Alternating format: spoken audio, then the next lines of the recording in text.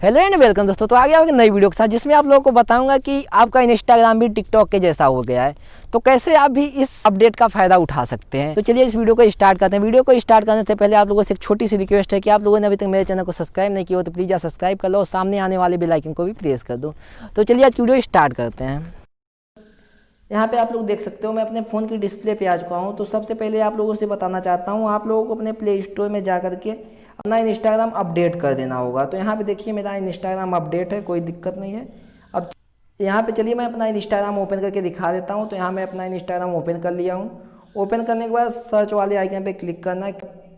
यहाँ पे आप लोगों को दिखेगा रूल्स का ऑप्शन, इस पर क्लिक कर देना है। सबसे कॉर्नर में आप लोगों को कैमरा का ऑप्शन आएगा, इस पर क्लिक करना है। तो यहाँ से आप लोग जैसे ही वीडियो वाले पे प्रेस करके रखोगे, यहाँ पे वीडियो बनना स्टार्ट हो गया।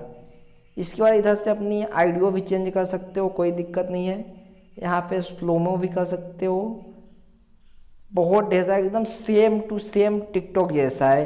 तो आप भी इसको अपडेट करिए और ज़्यादा से ज़्यादा फ़ायदा उठाइए। तो बस हो गया आज की वीडियो में, बस इतना ही। मिलते हैं नेक्स्ट वीडियो के साथ। अगर आप लोग को हमारी वीडियो थोड़ी सी भी पसंद आती है तो प्लीज़ इस वीडियो को लाइक कर दो और ज़्यादा से ज़्यादा शेयर कर दो।